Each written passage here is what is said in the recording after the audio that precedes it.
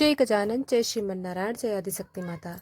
दोस्तों, जेठ मास महात्म्य में कथा अध्याय 7 तक श्रवण कर चुके हैं।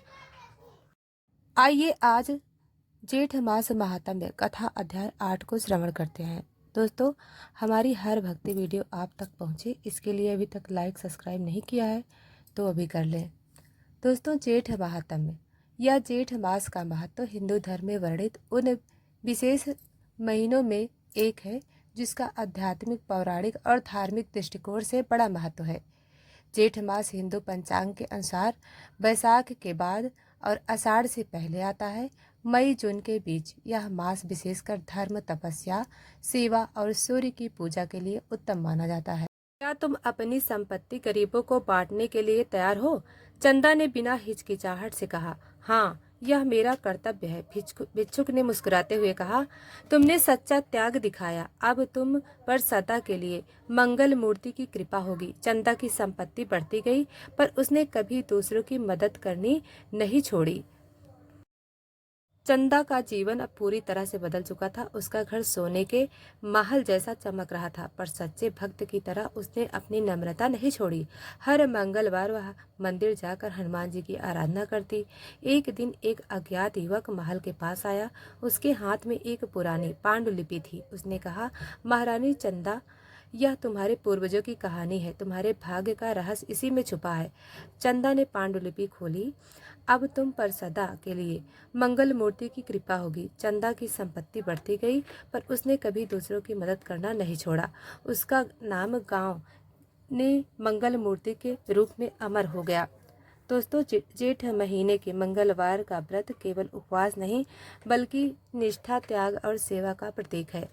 जो इसे समझता है, जीवन में सच्चा मंगल पाता है। दोस्तों, अब आइए श्रवण करते हैं जेठ महीने की कथा। सोनकादिक ऋषि। बहुत समय पहले की बात है। जेठ मास की तपती दोपहरी थी। एक गांव में एक ऋषि आए। पूरा शरीर सोने जैसा चमकता। गांव वाले चकित रह गए, क्योंकि ऐसा कोई पहले नहीं देखा था। ऋषि ने कहा, मैं तुम लोगों की परीक्षा लेने आया हूँ। जो सच्चे मन से मेरा सम्मान करेगा, उसे अनमोल वरदान दूंगा। गांव वाले बड़े उत्साह से उनका सत्कार करने लगे, पर कुछ लोग लालची थे और ऋषि के सोने के शरीर में छुपे खजाने की खोज में लग गए। एक दिन ऋषि ने गांव के मुखिया से कहा, जो कोई भी मेरा दिव्य दीपक पा लेगा, उसके भाग्य सदा जगमगाएंगे। पर दीपक पाने के लिए उसे सत्य और धैर्य की परीक्षा भी देनी होगी। वहीं से शुरू हुई गांव वाले की सोच में संदेह और द्वंद्व। क्या वे सच्चे थे या केवल सोने के लिए लालची? रात के समय ऋषि ने अपने दीपक को छुपा दिया, पर दीपक केवल उस व्यक्ति को दिखाई देगा जो अपने मन की बात छुपाएगा नहीं।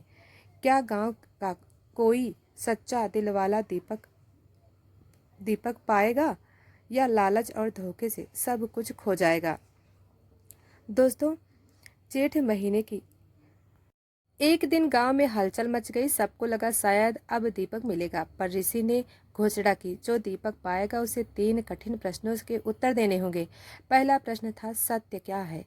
कई लोग बोले, सत्य तो वही है जो हमारे चित्त में हो। लेकिन ऋषि ने कहा, यह उत्तर गलत है।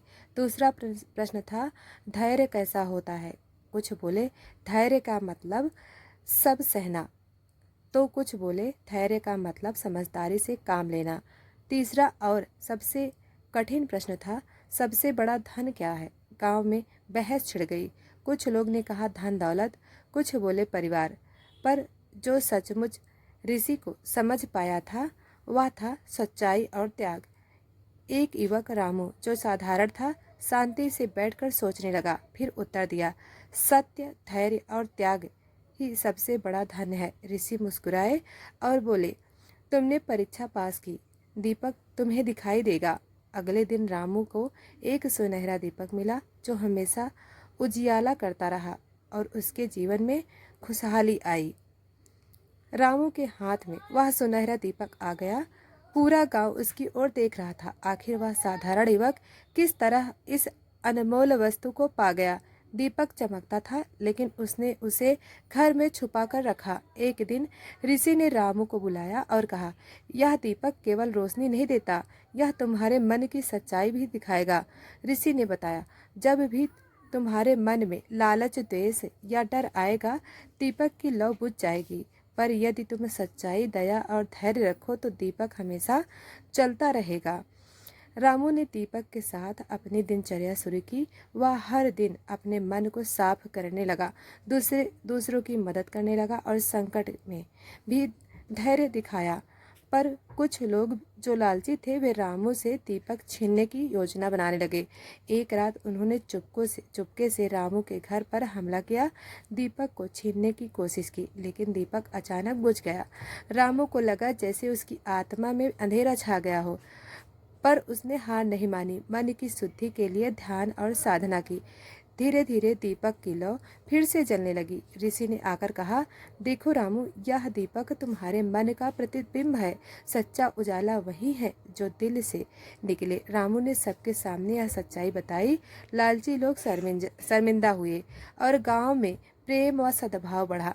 दीपक की शक्ति। तो अब सुनते हैं जेठ महीने की कथा, सोने का दीपक और श्रीहरि की परीक्षा। बहुत समय पहले की बात है। जेठ मास में दोपहर तपती थी। एक छोटे से गांव में एक निर्धन परिवार रहता था। उसके पास केवल एक पुराना दीपक था जो अब बुझने लगा था। एक दिन गांव में एक साधु आए जो स्वयं श्रीहरि के अवतार थे। उन्होंने कहा, जो दीपक सच्चे मन से जलाएगा वह जीवन को उजियारा करेगा, पर उसके लिए तुम्हें अपनी निष्ठा और त्याग की परीक्षा देनी होगी। परिवार ने व्रत रखा और श्रीहरि के भक्तों में लीन हो गया। पर गांव के कुछ लोग लालची थे और दीपक को पाने के लिए धोखा करने लगे। श्रीहरि ने अपने रूप को छिपा लिया और एक परीक्षक के रूप में गांव में भ्रमण किया। उन्होंने देखा कि केवल एक युवा बालक रामू ही सच्चे मन से दीपक की देखरेख करता है। रामू ने कहा, श्रीहरि की कृपा से यह दीपक मेरा जीवन है, मैं इसे कभी नहीं बुझने दूंगा, चाहे कितनी भी कठिनाई आए। श्रीहरि मुस्कुराते हुए कहा, तुम्हारा मन शुद्ध है, यही दीपक मेरी पूजा असली ज्योति है। जो भी इस दीपक को सच्चाई और प्रेम से जलाएगा, उसकी रक्षा मैं स्वयं करूंगा। तब रामू को एक सुनहरा दीपक दिया गया जो कभी नहीं। दोस्तों, अब आइए श्रवण करते हैं जेठ महात्म्य। प्राचीन काल की बात है। विदिशा नगरी में धवल नामक एक वृद्ध ब्राह्मण रहता था। वह निर्धन था पर अत्यंत पुण्यात्मा। उसका एक ही नियम था, जेठ मास में रोज प्याऊ लगवाना और राहगीरों को शीतल जल पिलाना। वह रोज नदी से जल भरता, मिट्टी के घड़े में रखता, पर तपते सूरज के नीचे बैठकर यात्री को पानी पिलाता। कोई कुछ दे या न दे, बस मुस्कुरा कर कहता, प्यासे को जल पिलाना ही मेरा धर्म है। लोग उसका मजाक उड़ाते। बुढ़ापे में भी इतनी मेहनत, इससे क्या मिलेगा? वह शांत रहता और कहता, जिस दिन यह जल किसी तपस्वी या देवदूत के काम आएगा, वही दिन मेरा मोक्ष होगा। एक दिन चमत्कार हुआ। एक दिन अत्यंत गर्मी थी। दोपहर में एक तपस्वी योगी लाठी टेकते हुए उसके प्याऊ के पास आया। वह थक कर गिर पड़ा। धवल ने तुरंत उसे जल पिलाया, चरण दबाया और छांव में लिटा दिया। कुछ देर बाद तपस्वी ने आंखें खोली और मुस्कुराकर कहा, ब्राह्मण, मैं कोई साधारण योगी नहीं, मैं धर्मराज का दूत हूँ। स्वर्ग के द्वार पर जो सबसे बड़ा पुण्य खोजा जा रहा है, वह तेरे जलदान में मिला। अब तेरा जीवन सफल है। यह कहकर वह तपस्वी रूप में बदल गया और अंतर ध्यान हो गए। उसी क्षण आकाशवाणी हुई, हे धवल, तूने जेठ मास में जो जलदान किया वह स्वर्ग के तुल्य है। अब तेरे लिए स्वर्ग के द्वार खुले हैं। यह सेवा ही तेरा मोक्ष है। धवल शांत, आनंदित और मुक्त भाव से वहीं बैठा रहा, जैसे वह शरीर में होकर भी आत्मा में लीन हो गया। दोस्तों, ज्येष्ठ मास में जल पिलाना केवल दान नहीं, मोक्ष का मार्ग भी है।